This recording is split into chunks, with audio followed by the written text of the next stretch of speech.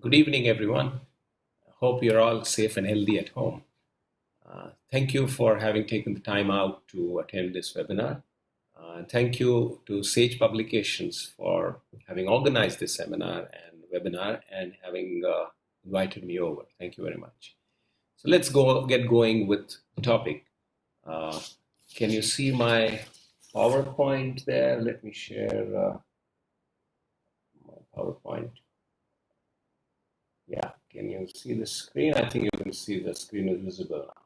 All right, so let's get going. Reimagining business in disruptive times. These are times that unprecedented times. Nobody has quite faced anything like this before. Maybe there has been the Spanish flu and stuff like that before, but that's the older generations have faced it. At least in our generation, this seems to be like the first time and hopefully the last. So these are pretty extraordinary times. So let's look at business. Business has two sides. One is the supply side and the other is the demand side. First, let us look at the demand side. That is us consumers. Due to the lockdown and the consequent effects of the lockdown, people are losing their jobs. Some people have already lost. Some people may lose their jobs in the near future. Industries, some of them might close down. Some companies might close down. Some companies will take very long to recover, if at all. And many companies might just shut down unless they really reinvent themselves. So as a result, we are facing a customer that is a cash-strapped customer who is very conservative with cash. How do we deal with that kind of a customer? On the supply side, we have supply chains that have been broken, some beyond repair. There are many vendors who are probably sitting idle. Processors are sitting idle in some industries with no work at all right now, as well as in the foreseeable future, because the demand patterns will have changed because of this COVID time. People would have discovered that they may make do without some products, so maybe some supply chains will not recover at all in the coming times, which means there will be a lot of idle capacity there in those supply chains. So businesses will have to create some kind of win-win scenarios in order to satisfy a cash-strapped customer and also make use of broken supply chains and these idle capacities. So we'll have to really think creatively as businesses. So that's where I feel the Uberization of industry of the supply side will happen. How Uber utilize the idle capacity of these cab companies and give them additional business in their idle time, and consequently give the customer, the consumer, a comfortable yet cheaper ride. So they created a win-win situation for all people involved. And that's what I look at, I call as Uberization of the supply chain also. So these idle capacities lying around in the supply chain need to be exploited. Win-win situations need to be created for everybody in that supply chain so that we can manufacture at cheaper costs by sharing resources and possibly be able to satisfy a cash-strapped customer without compromising on quality. Now, in the upcoming post-lockdown times, we will have to look at such synergies, not just in the domains that the companies are operating in, but in domains that are across their own industries. So what I define as cross-domain synergies will have to be explored. Say, for example, let's take an example. If you are an appliance manufacturing company operating out of, say, Germany, and you have a subsidiary in an emerging economy, emerging country, which does the assembling of these, CKDs, so to say, completely knocked down kits that are sent from the parent company to the subsidiary, and the subsidiary kind of assembles it and sells it in the emerging economy and around. Now, such a company has a logistics partner that transports these CKD kits from the parent company to the subsidiary company. Now, by virtue of being a logistics company, the logistics company will have access to large warehouses, storage spaces in the emerging economy country. So, can there be a tie-up between the manufacturer and the logistics company such that the warehouse of the logistics company is converted into a small compact assembly line where the CKD kits are assembled into the final product and distributed locally? Now, this is where the overall cost of manufacturing for the appliance company will come down, as well as provide some additional revenue for the logistics company. That's what I mean by creative synergies, creative collaborations. And these are across domains. These are not typically vertical integration, that is backward integration or forward integration. These are across entities, across different domains. That's what we really need to explore in the coming times to be able to satisfy a cash-strapped customer as well as make use of broken supply chains and idle capacities in the supply chains. Now, in addition to the logistics company, another partner could be explored, could be looked at by the manufacturer, and that is the real estate developer. Today, the real estate developer is struggling with a lot of unsold inventory of commercial and residential properties. Going further, this real estate company can become a partner to this manufacturer if it converts its unsold commercial inventory into warehouses and going forward further into small assembling units. That could be one possibility that can be explored for another cross-domain kind of synergy there. Now, another point that comes to my mind is that over the last 40 years or so, the industry around has perfected the JIT inventory model. JIT, that is just-in-time inventory model, which means that you get stock of goods and material only at the time that you need it.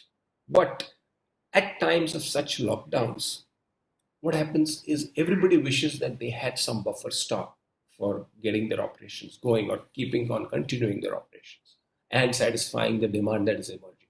But because of this JIT system, it has definitely created lean and efficient systems. But in such times, lack of stock, lack of buffer stock really pinches.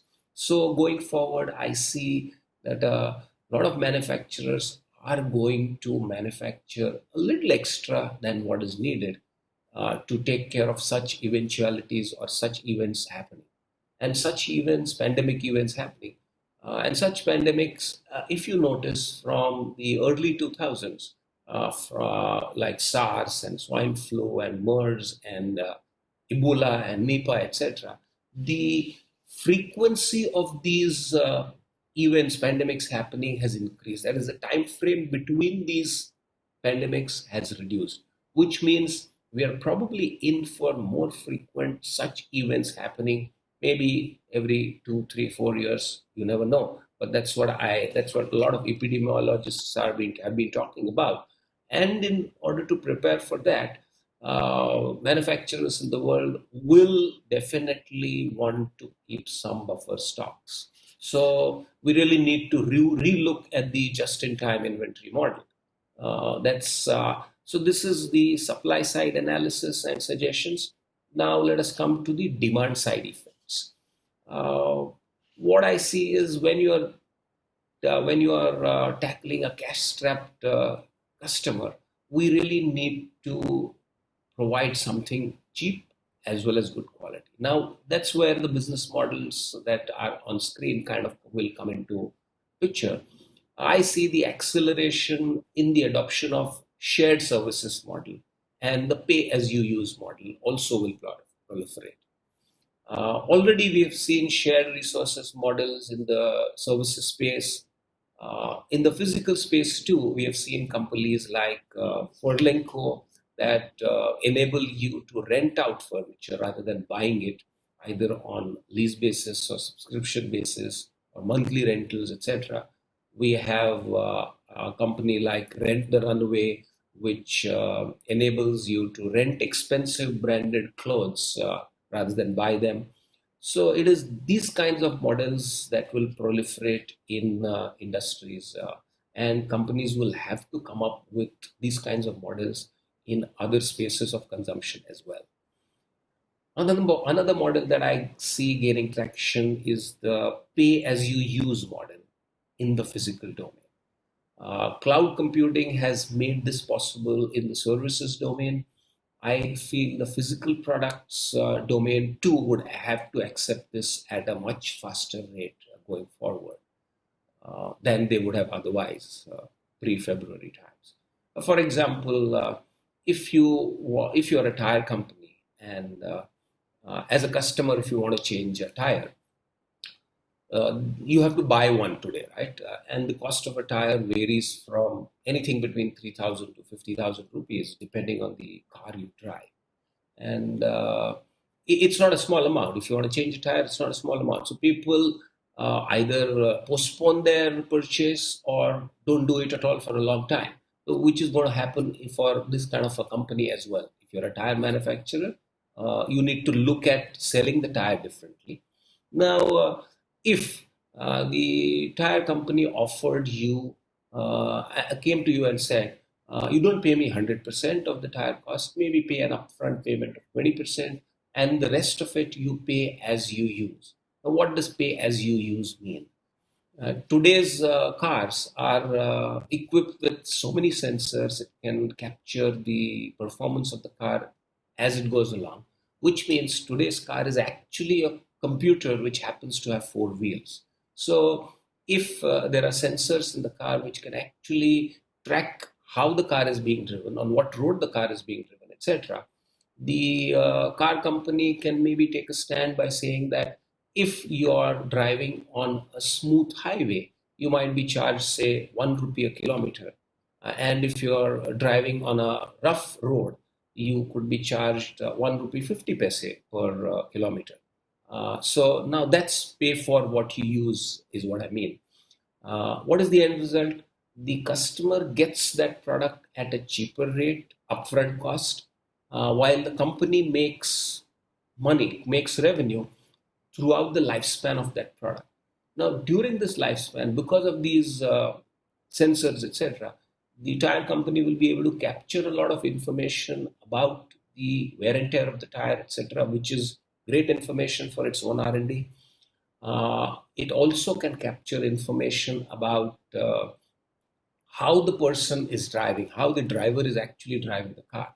And this information will be highly useful for companies like insurance companies, car insurance companies, where good driving habits might result in a reduced premium and bad driving habits could result in an increased premium, which actually reduces the risk of the car insurance company as well as gives an incentive for better driving skills. Now, this is where the tire company can monetize the data it can collect. So it will have to generate different revenue streams to be able to subsidize the cost to the customer.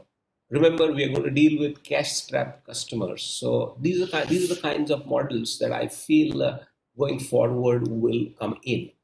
Now, that's what I was talking about. Goodyear already is trying out such kinds of models for the last 2 years or so. Now, let's see the. We discussed about this cash-strapped customer and the tire company already. A cash-strapped customer will also appreciate unbundling of services. That is, they would like to pay for the feature that they use rather than pay for the entire product or service as such. Now, going forward, let us talk about the opportunities that might emerge from these kinds of scenarios. Right now, to tackle with the COVID scenario, there are three entities in action. One is the government, the other is the private sector, and the third is the NGOs. What I notice is that the government has the resources, but it doesn't have the execution capability. That is, last mile execution capability is missing. Private sector has the last mile execution capability, but it doesn't have our trust. Uh, NGOs have trust, but they don't have the means to scale up. They can't really tackle demand at scale. They can't really have effect at scale. They are localized. So uh, government needs last mile execution. Private sector needs trust amongst people, and NGOs need mechanisms to scale their operations. Now, platforms which actually create synergies between these three entities, government, private sector, and NGOs, and can create complementarities, will thrive in situations in the times to come. That is, somebody who can give government the last mile execution capability, somebody who can enable private sector to build trust with people, and something that can enable NGOs to build scale of their operations. These are the kinds of platforms that will have good opportunities coming in the coming future. Next, I call this as technologically, I call this as the microscope moment of the 21st century. What I mean by that is, 200 years back when the microscope was invented, a whole world of bacteria and viruses became visible to the human eye. Before that, people used to die of diseases, and uh, uh, people would say that, oh, we don't know what that person died of, or maybe it was God's will, etc., etc., etc. But with the microscope, doctors and the medical fraternity could actually pinpoint the cause of these diseases. Now, going forward, what I mean is that we will have to have non contact testing at massive scales. Today, the COVID corona tests, have to be done by drawing out blood from your body, but that carries a risk of infection for the healthcare staff as well. So non-contact testing has to come into the picture, and it has to happen at massive scales. You can't possibly go and take blood from everybody and test it. It has to happen at massive scales in order to detect the origin of pandemics. So I see today's cameras are quite capable. High resolution cameras are quite capable of capturing a lot of things. So I see a lot of research happening in that space, whereby these high resolution cameras could be kept at public places, and they could actually see what kind of air is being inhaled and exhaled, what kind of bacteria, viruses are existing around. It can even probably pinpoint the kind of breath that is being exhaled by an individual, and actually map the bacteria and viruses coming out of that person's breath. And every virus and bacteria has a molecular signature, and we have large data sets of these molecular signatures. Now, these images could be actually mapped with those data sets of those molecular signatures of viruses and bacteria, and can be recognized, and an individual can be cited in a public place to be can be actually segregated as an infectious carrying an infectious virus, non-infectious person, etc., etc. So that kind of non-contact testing has to be really achieved at scale, and this can be supported by the cloud holding these data sets, and just pattern recognition algorithms need to be worked out. So it may not happen immediately. A lot of research must be happening already in this space, but it needs to get accelerated. Only then we will be able to detect the origins of these kinds of pandemics, as well as segregation of infectious persons from non-infectious persons, and getting that R naught, or that contagion index, as low as possible. Another opportunity that I see is these wearables. Wearables today detect a lot of body parameters. They will have to be programmed to find new parameters for detection of these kinds of viral infections going forward. So some new sensors, etc., need to be built into these wearables. Next, I see that about 10, 15 days back, I read somewhere that in today's times, there is a shortage of 6 million nurses across the world, which means we need 6 million nurses. Now, how do you train these people? Can training be done in classrooms for nurses? Not possible at this scale.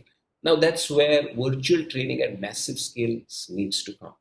And nursing is not a profession which can be just delivered through a lecture, which can be taught through a lecture. It needs an immersive experience around a hospital, around the operation theater, around a patient's bed, etc., etc., etc.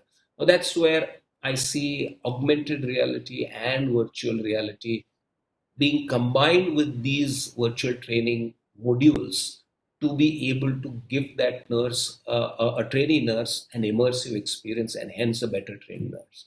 Now, once again, a nurse can't be taught without a physical touch and feel of the human organs and human body, etc. So that's where I see 3D printed replicas of human anatomy and physiology being combined with these virtual training at massive scales. So, folks in the 3D printing space, please gear up for this kind of jobs to be done. And 6 million is not a niche market, it's a solid, strong market.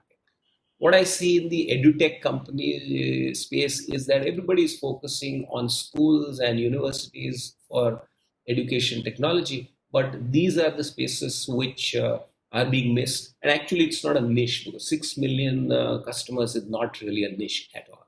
So try and focus on these kinds of things if there are people listening to whatever we're talking about. Right? All right. Next.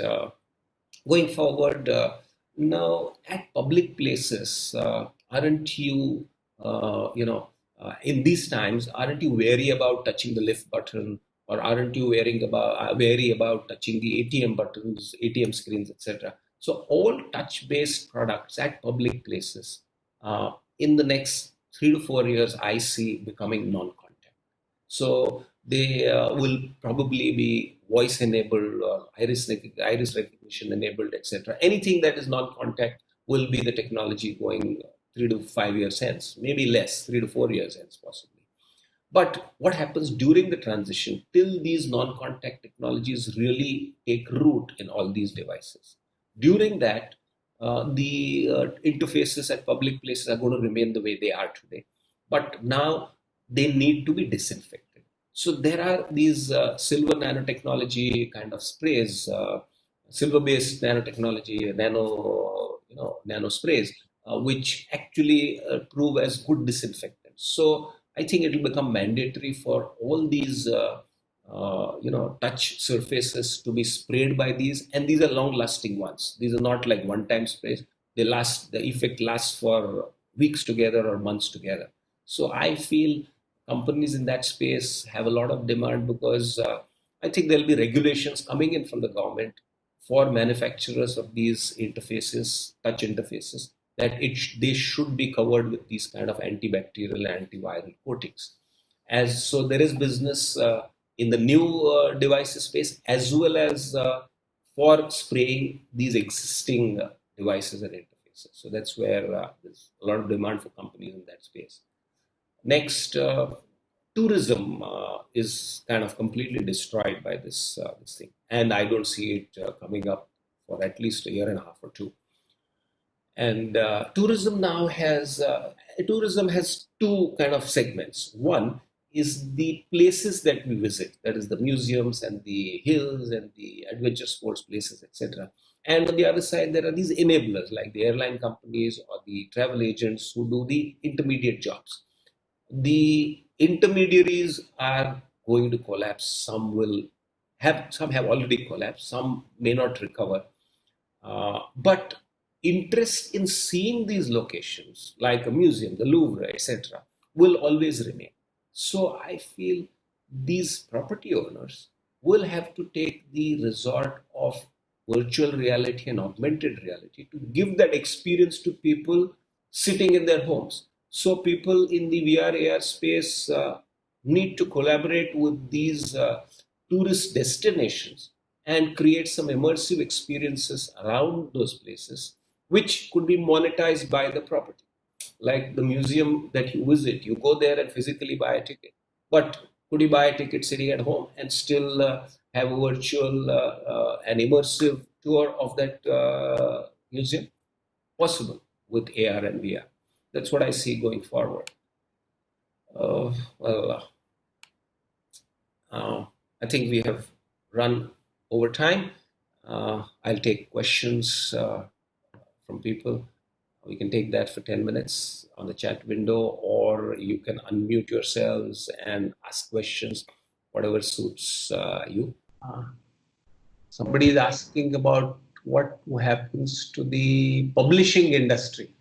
Well, publishing industry, right now what is happening? We've gone all online. So launches are going to be online. Electronic publishing is going to get even bigger a boost. Audiobooks are there in the market, but would get a definite fillip because of this. The just two-dimensional publishing will have to be relooked possibly. Some new technologies there need to be coming in. What's the next question? Sir, this is Nishant. May I ask one? Yes, please. Sir, if there is an existing organization which works with the disinfectants, sustainable disinfectants, like apply once and it will sustain for some time. Yes.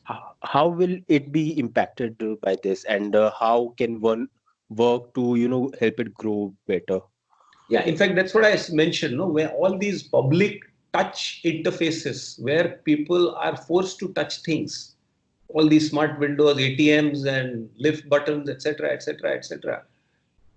That's a ready-made market for these kinds of, long-lasting coatings. I know some companies which are already into this space and are actually exploring this market now itself. Okay. And sir, Appliance manufacturers are the ones to be approached.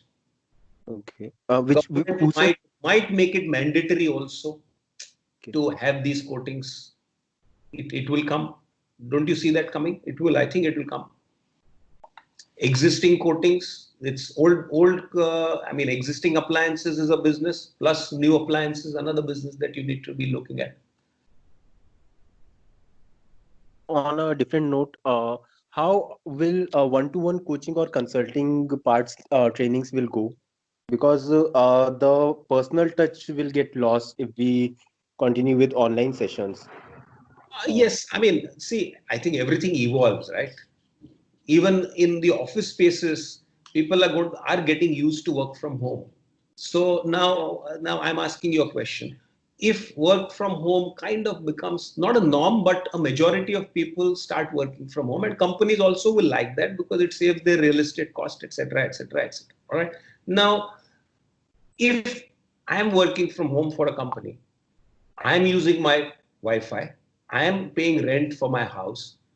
Now, if a company really wants to take care of me, is it going to, there should be a policy where they also fund a little bit of my Wi-Fi payment. They also fund a little bit of my rental because they are saving huge on their real estate. So these kinds of things will evolve. And unless these things evolve, it will not happen. So same thing in this kind of, personal face-to-face teaching. These Zooms and Microsoft Teams and Cisco's of the world also will add a lot of features to make it a lot more immersive. Right now we lose bandwidth, this happens, that happens, XYZ, voice doesn't go, XYZ. Plus, I'm staring at a blank screen. I'm not seeing who's asking the question. So now these kinds of features will also get embedded into these kinds of systems, making it more personal, so to say. But of course, can't replicate it 100%, but we times are such that we'll have to live with it. Right? Okay, let's take the next question.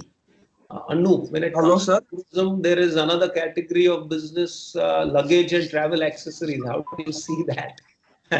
Luggage and travel accessories, I don't know. I mean, that's going to get a bad hit. It already has, and I don't think travel is going to really come back what it was for another 2 years. That's optimistic. That's optimistic from my side. So anybody in that luggage, travel, accessories kind of industry really needs to kind of change the compass. Uh, I Sir, think I we have can answer the questions that were asked earlier on in the yeah, chat. on the chat. Yeah, I'm going by the chat now. How do you think we cope with the technologies required for manufacturing of such equipments? Such equipments, in the sense, I'm not very clear. Mayur, can you be more specific? I'll come back to that question.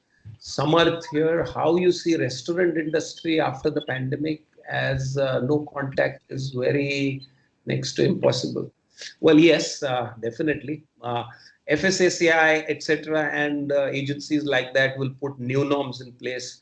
Will The furniture will have to be restructured in the sense to maintain social distancing. So restaurants will actually have to really look at how they can make revenue per square foot which matches their pre-February times. How will they be able to do it? Service, home services, home deliveries, to make home deliveries non-contact. How does that whole supply chain become virus proof? Maybe drones, maybe regular checking of the delivery boys, etc., etc., etc. A whole bunch of things will have to be relooked at. Food industry as such is not going to die, because food is something that is required. A lot of people live alone; they can't cook, so they have to order food from outside. Either they go out or they order food from outside. So that's where they really need to cash in. How can the existing real estate of a restaurant be leveraged? Idle capacities, idle times of restaurants, how can they be leveraged into some other providing other services? All those kinds of things need to be really looked at. So, moral of the story: a restaurant should not look at it only as a restaurant. It should look at itself as a space, a real estate, which can be monetized. Food being one of the avenues of generating revenues. What are the other avenues for generating revenues needs to be thought of. I'll just read out some of the questions earlier on. Shivanjali has asked, what are some of the capabilities a company in the service industry, more specifically market research, need to build or be ready for? And Mayur has asked, how do you think we can cope up with technologies required for manufacturing of equipment? Yeah, manufacturing of what equipment? That's what I asked him back. hello. Responded. So, Yes, what sir, are the Mayur first here. question? Sorry, what are the first question? Market research. Yeah, I mean, What are market. some of the capabilities a company in the service industry, more specifically market research, need to build or be ready for? Yeah, market research. See, if you come from the qualitative research background, there is a lot of uh, intermingling of the researcher and the prospective subject required. Now, with these kinds of fears in people's minds, with social distancing in place, that's going to be a little difficult. So, how are you kind of going to make use of technology to understand how the customer interacts with products or services? So, technology in terms of CCTVs, technology in terms of some wearables which actually give a feedback to you as a research agency to capture the behavior of the customers, time-lapse videos of people at public places interacting with products, services, etc. Those kinds of things will have to be really looked at. So if you are in the qualitative research space, you really need to explore technology, that tech aspect of user research. Okay, I Hello, believe sir. that we need to wrap up now. So I'm afraid we'll just have to forward all the questions that are left over unanswered on to Kaustubh later on, and he will answer the questions for us. Okay. All right. So shall we close? Do you have any concluding remarks? Thank you very much for being a patient audience. Thank you, sir. Unfortunately, Thank you we so much, couldn't sir. take Thank you, sir. Thank you, sir, for being there. Yeah. uh, Thank you, sir. you can send in the questions on an email and Thank you so much, sir. all right. Thank you. All the remaining questions, we'll send them all to Kaustubh and we can put them up as an article on our blog, Sage Accelerate or Sage India Digest later on. All right. Thank you. Bye bye. Thank you. Very much. Bye, sir. Bye-bye. Thank you. sir.